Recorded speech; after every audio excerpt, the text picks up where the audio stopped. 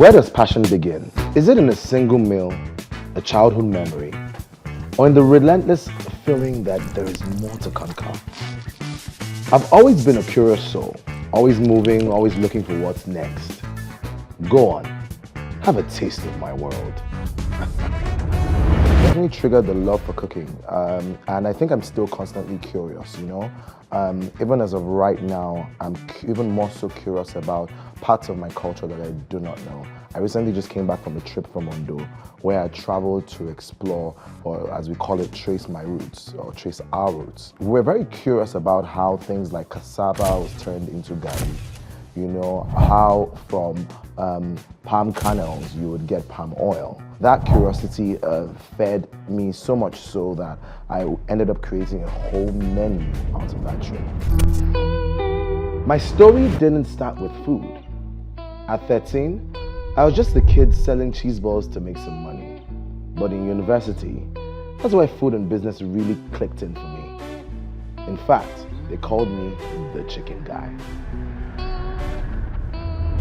So the chicken guy came out of, I had moved into an apartment and I wanted to do a housewarming party. So I went and I bought a whole lot of frozen chicken. And I came and I decided that rather than just making one type of chicken, I was going to make different types. And I was just really playing around. Remember, I had only just started cooking. But I think I just have a gift. Some people can act, some people can sing. I can cook. The kitchen became the hot spot. The next day, a friend of mine calls me, Kimiti, says, Eros, that chicken is so good. Can I get some more? So then I told him that you have to pay labor and all of this and all of that. So he said, forget, don't worry. Anyway, so I did the chicken. I don't know what happened to him and the chicken, but the next day he was calling back for another round of chicken. I think he must have had a party. I was like, all right, but you're gonna have to pay me to actually make this chicken this time around. And he came, paid for it, and then I gave it to him. And then just following that, from one person they go into 3 people, and from 3 people they go into 5 people, from 5 people they go into 10 people. And my clientele was never really Nigerians, funny enough. So I focused more on those that didn't necessarily have a relationship with me, and I started to sell the chicken to them, and that's how I became chicken guy.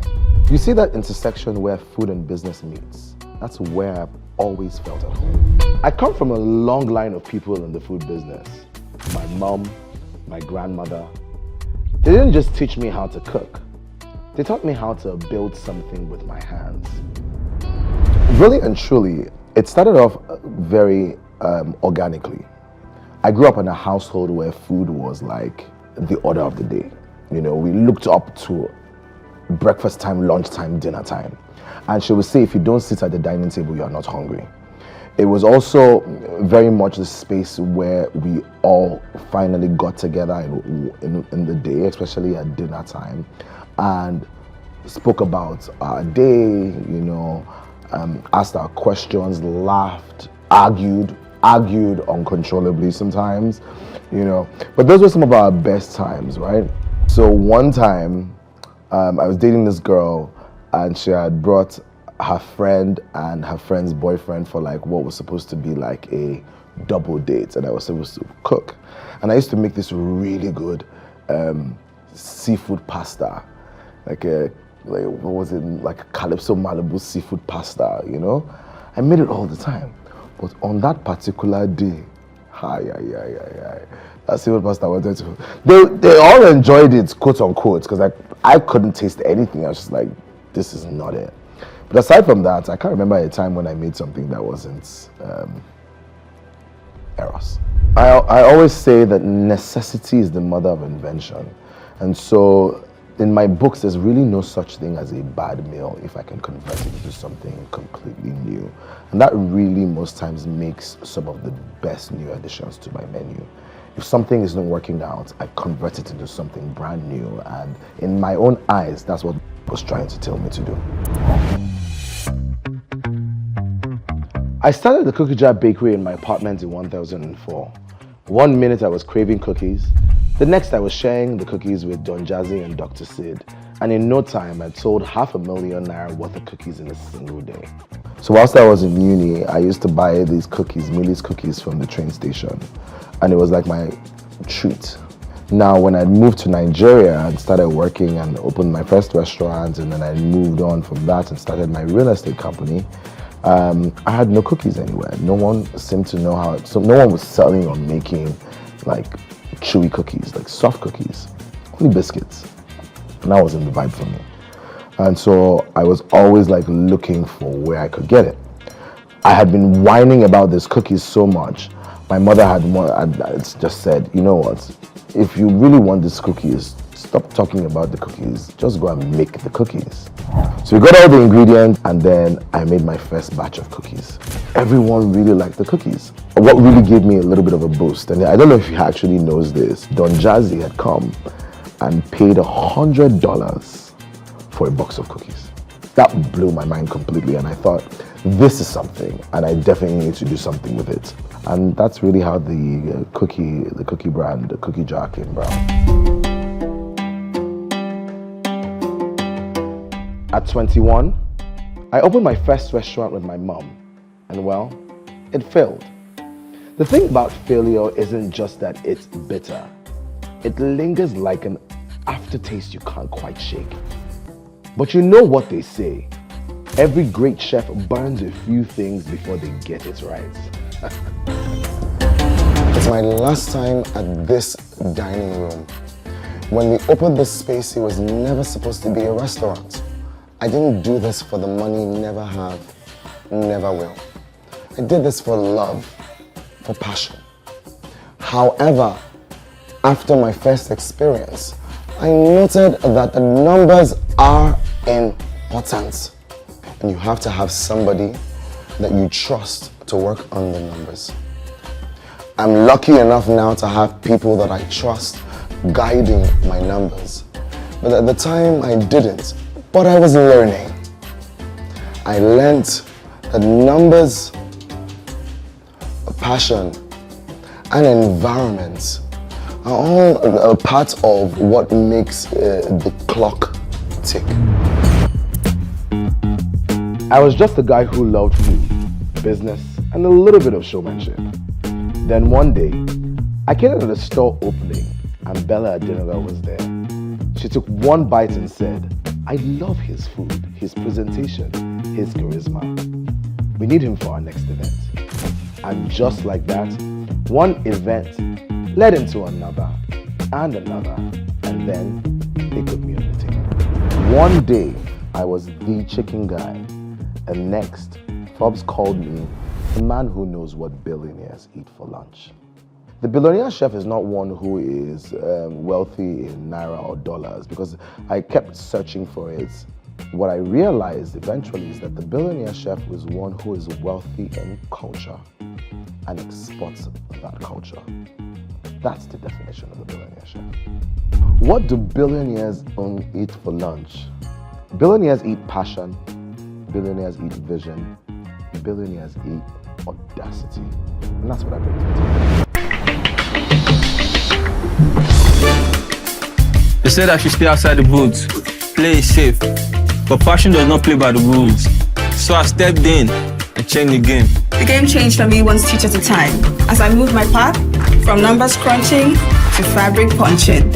I started over, no safety nets, no guarantees, just a strong belief in my craft. I don't know, maybe I feel like I lost you or something. Does that make any sense? Inspiring others, that is the path to building a legacy. Actor, creative, producer. I don't fit in a box, and that's exactly why I stand out. Standing out for me meant I had to step out of my comfort zone to stay ahead. And that meant creating a name that would open doors. The Billionaire Chef, I love the sound of that. Sweet Diaries, the story of the ones who redefine the rules. Now showing on MTV Base and BET. Be the standout Swift. I don't just cook Nigerian food. I don't just serve it. I reimagine it. I elevate it. I make people see it differently. Nigerian cuisine has always belonged on the world stage. It just needed the right storytelling, the right vision, the right hands to carry it to the world. And that's what Tolu Eros has become. A bridge from Lagos to the world. 3 restaurants, 2 continents, one mission bigger than myself. So Ile, just like Ile Eros, is designed after the home of a well-traveled Nigerian family that's passionate about music, food, culture, art. It's a chef's dining table, and it welcomes you to come and sit and dine at the table and experience his culture, his love, his passion, and his audacity. Ile means the house in Los Angeles. Ile Bistro is a test of concept. I mean, you could definitely say that my style is artsy. It's very African. It's very authentic. It's very audacious. It's very, very me. My cooking is authentically Nigerian with modern influences.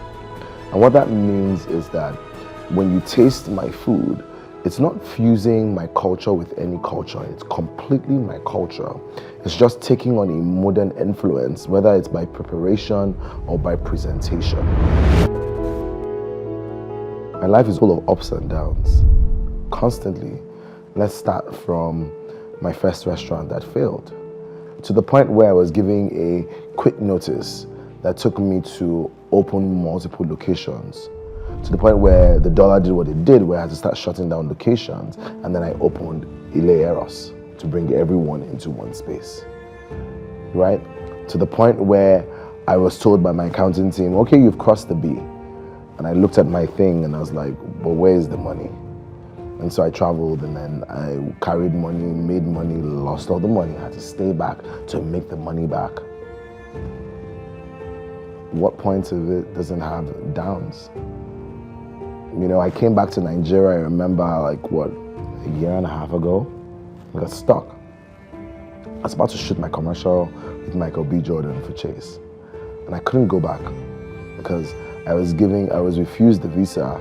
And over the 3 months that I was here, I had got the opportunity to put my foot into the soil, to remind myself of who I was, and give me the opportunity to really connect with myself again. But as God will have it, you know, what is yours is yours.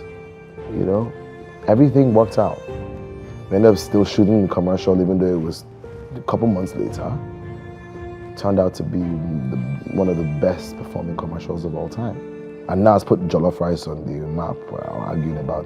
Now it's Unity Jollof. One people, one. From Lagos to London, from dream to movement. Some people follow recipes. I choose to create them because the story of African cuisine is a story worth telling. And this is just the beginning. Right this second, I'm expanding locally. Ile Eros is moving into its new home. It's a new version of what was already existing. So it's taking what we already have and just sort of refreshing it a little bit. And being a little more audacious with it, like being a little more intentional with it. The other project entirely it's probably one of the most exciting dining experiences Nigeria is yet to see. I think my story is really almost every entrepreneur's story if they're truly honest. And my story is a very Nigerian entrepreneur story.